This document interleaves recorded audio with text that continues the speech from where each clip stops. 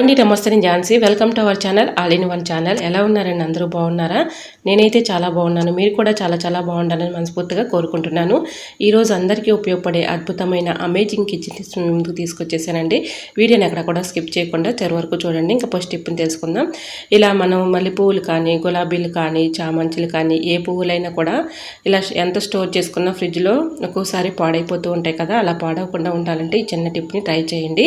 ఈ విధంగా ఏదైనా ఒక బాక్స్ తీసుకొని ఇలా మాల అయితే కట్టుకుంటూ ఉంటాం కదండి. ఇలా పూలమాల కట్టుకున్నటువంటి ఈ దండని ఈ విధంగా బాక్స్లో వేసేసి దానిపైన పేపర్ని చిన్న చిన్న ముక్కలుగా ఇలా కట్ చేసుకుని దానిపైన వేసేసి ఇలా కొద్దిగా రైస్ ఇందులో వేసేసుకొని మూత పెట్టుకొని ఫ్రిడ్జ్లో స్టోర్ చేసుకున్నాం అనుకోండి, మనకి 4-5 డేస్ వరకు కూడా చక్కగా నిల్వ ఉంటాయండి. ఎందుకంటే మనం పేపర్ కూడా వేసాం కాబట్టి, రైస్ వేసాం కాబట్టి మనకి ఎక్కువ రోజులు ఫ్రిడ్జ్లో పెట్టుకుంటే పాడవకుండా ఎక్కువ రోజులు మనకి పువ్వులు అయితే స్టోర్ ఉంటాయండి. ట్రై చేయండి. మరొక యూస్ఫుల్ టిప్ తెలుసుకుందాం. ఈ జారు మనం ఇలా క్లీన్ చేస్తూ ఉంటాం కదండి. ఒక్కొక్కసారి ఇలాగా మిక్సీ జార్లు ఇలా మూతలు ఉంటాయి కదండి. ఆ మూతలు ఒక్కోసారి లూజ్ అయిపోయి వాచర్లు చాలా ఇబ్బంది పెట్టేస్తూ ఉంటాయి. చట్నీ పట్టిన, మసాలాలు పట్టిన పైకి చెందేస్తూ ఉంటాయి. అట్లాంటి ఇబ్బంది లేకుండా ఉండాలంటే ఇంట్లోనే ఈజీగా ఇలా ఈ టిప్ని ట్రై చేయండి. మిక్సీ జార్ మూతలు ఉంటాయి కదండి, ఆ మూతలకి ఈ విధంగా ఒక రబ్బర్ బ్యాండ్ వేసేసామనుకోండి, కదలకుండా ఉంటుంది. మనం చట్నీ పట్టిన, మసాలాలు పట్టినా కూడా ఎటువంటి ఇబ్బంది అయితే ఉండదండి. ట్రై చేయండి, చాలా బాగా వర్క్ అవుతుంది. ఇలా మిక్సీ జార్కి మూతకి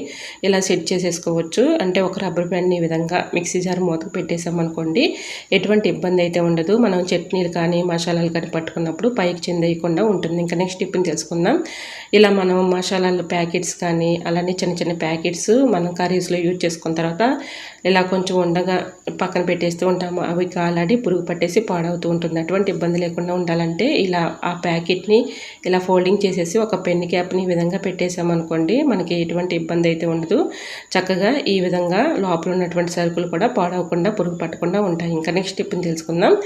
ఇలా మనకి సిజర్లు కొన్ని రోజులకి ఇలాగా కటింగ్ చేయంగా ఒక్కోసారి షార్ప్నెస్ తగ్గిపోయి సరిగ్గా కట్ అవ్వ కదండి. అలా లేనప్పుడు ఈ టిప్ని ట్రై చేయండి, చాలా బాగా వర్క్ అవుతుంది. ఇలా ట్యాబ్లెట్ సీడ్స్ పని యూజ్ చేసిన తర్వాత పడేస్తూ ఉంటాం కానీ ఆ ట్యాబ్లెట్ సీట్ని ఈ విధంగా యూజ్ చేసుకోవచ్చండి. ఇలా ట్యాబ్లెట్ సీట్ని మనం ఇలాగా కట్ చేస్తూ ఉన్నామనుకోండి, చక్కగా షార్ప్నెస్ పెరుగుతుంది. ఈ విధంగా వేస్ట్ అని పడేసే బదులు ఇలా అయిపోయినటువంటి ట్యాబ్లెట్ సీట్ని ఇలా కట్ చేస్తూ ఉన్నామనుకోండి, చక్కగా కటింగ్ అయిపోతుంది. ఈ విధంగా సిజర్ పెట్టి ఇలా కట్ చేస్తున్నాను చూడండి, మీకు లైవ్లోనే చాలా ఈజీగా చక్కగా కట్ అయిపోతుంది. ఇలా షార్ప్నెస్ తగ్గిపోయినప్పుడు ఇలా ట్యాబ్లెట్ సీట్ని కట్ చేస్తూ ఉన్నామనుకోండి, చక్కగా షార్ప్నెస్ పెరుగుతుంది. సిజర్ కూడా ఏదైనా కట్ చేసినా మనకు కటింగ్ అవుతుంది. సో యూజ్ అవుతుంది అనుకుంటే ట్రై చేయండి. మరొక యూస్ఫుల్ టిప్ని తెలుసుకుందాం.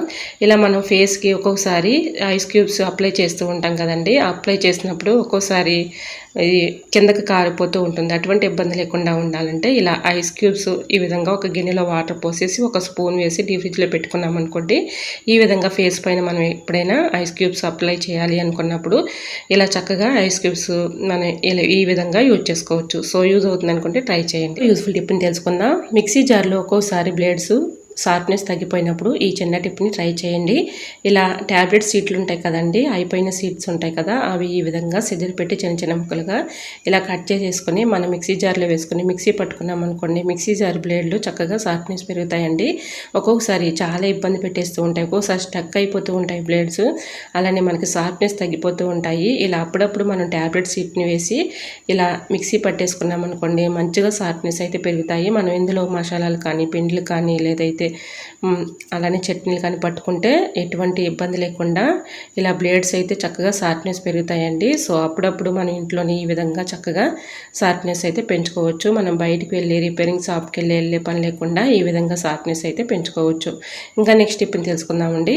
మనం దోశకి కానీ, ఇడ్లీ పిండికి కానీ ఇలా పప్పు నానబెట్టుకుంటూ ఉంటాం కదండి. ఇది నేను దోశలకి నానబెట్టుకున్న పప్పు. దీనిలో కొద్దిగా కందిపప్పు, కొంచెం అటుకులు, అలానే మెంతులు ఇవన్నీ వేసి నానబెట్టుకున్నామండి. దీంట్లో మనం మిక్సీ జార్లో వేసి పిండి పట్టుకునేటప్పుడు ఇలా మిక్సీ జార్లో వేస్తూ ఉంటాం, లేదంటే గ్రైండర్లో వేస్తూ ఉంటాం కదండి.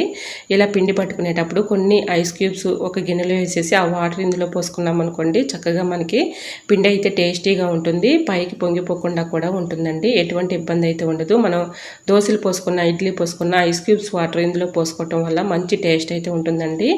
ఎక్కువగా మనకి పొల్లగా లేకుండా కూడా ఉంటుంది. ట్రై చేయండి, చాలా బాగా వర్క్ అవుతుంది. సో మరి మీకు ఈ టిప్స్ ఎలా అనిపించాయో కమెంట్ సెక్షన్లో కమెంట్ చేసి మీకు ఏ టిప్స్ కావాలనేది కూడా కమెంట్ చేయండి.